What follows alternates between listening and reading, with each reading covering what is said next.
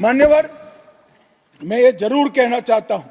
इस सदन में खड़े होकर गौरव के साथ कहना चाहता हूं कि मोदी जी मेरे नेता है, मेरे पार्टी के नेता है, मेरे पार्टी के प्रमुख नेता है। मान्यवर, मोदी जी ने एक ऐसा नेतृत्व दिया जिसने अनेक समय पर नेतृत्व के गुण क्या होते हैं इसका परिचय देने का काम किया। अच्छे समय में भी किस प्रकार से संयम रखना चाहिए इसका एक उदाहरण स्थापित करने का काम किया और हर समय पर निर्भयता के साथ संवेदनशील, सजग और जन भावनाओं को समर्पित नेतृत्व कैसा होता है इसका उदाहरण दिया। इनके 10 साल के कालखंड के अंदर अनेक प्रकार के पड़ाव आए हैं। मानिए ये भी राम जन्मभूमि के आंदोलन जैसे ही पड़ाव रहे, क्योंकि जो गड्ढा ये खोद कर गए थे वो गड्ढे को भरकर उसमें महान भारत की इमारत बनाना ये राम मंदिर की यात्रा से कोई कम यात्रा नहीं है। मान्यवर, सबसे पहले मैं कहता हूं कि जो आर्थिक क्षेत्र के अंदर जो बदहाली करी थी, जो पॉलिसी पैरालिसिस वाली गवर्नमेंट थी, सैकड़ों पॉलिसियां बनकर आज 11वें नंबर से 5वें नंबर पर हमारे अर्थतंत्र को ले जाकर एक नीति के आधार पर चलने वाला राज्य, नीति के बनाने वाले नेता कैसा होता है उसका उदाहरण दिया। कोविड आया तो भयभीत हुए बगैर, सरकार की मशीनरी कम पड़ जाएगी, जब तक आंदोलन पूरा देश नहीं लड़ेगा इससे हम नहीं लड़ पाएंगे, वो जानते हुए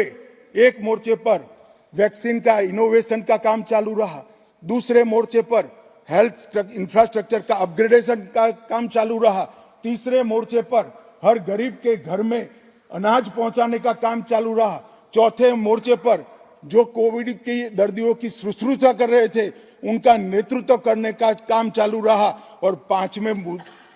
मौके पर जनता कर्फ्यू, दिया जलाना, थाली बजाना, हंसने वाले आज रोड पर घूमते हो गए, उनको मालूम नहीं है पूरी दुनिया मोदी जी के संवेदनशील और समग्रता से भरे हुए नेतृत्व को आज स्वीकार। मान्यवर, यही समय में कोविड का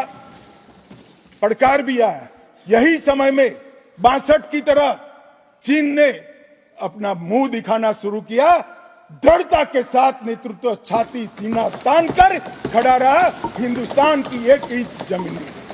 कई बार हुआ था इसी समय में पूंछ और पुलवामा में हमला हुआ, सर्जिकल स्ट्राइक और एयर स्ट्राइक कर नेतृत्व की वीरता का भी परिचय दिया और घर में घुसकर जवाब देने का काम किया। हजारों बच्चों जब परीक्षा के वक्त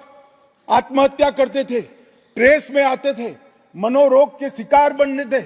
एक पिता की तरह एक प्रजावात्सल नेतृत्व का परिचय देते हुए प्रजा परीक्षा पे चर्चा की भी बात। और जब मौका राम मंदिर का आया तब एक सन्यासी की तरह, एक भक्त की तरह गौरवपूर्ण तरीके से आध्यात्म को जागरूक करते हुए आध्यात्मिक चेतना का जागरण करने का काम भी नरेंद्र मोदी जी ने किया। मैं इसलिए कहता हूं कि बहुत लंबे समय से इस देश को ऐसे नेतृत्व की जरूरत थी। 68 साल तक देश ऐसे नेतृत्व में भटकता रहा, लटकता रहा। 130 करोड़ की जनता ने मोदी जी को चुनकर एक सर्वगुण संपन्न नेता को चुनकर देश की सभी चुनौतियों को समाप्त किया।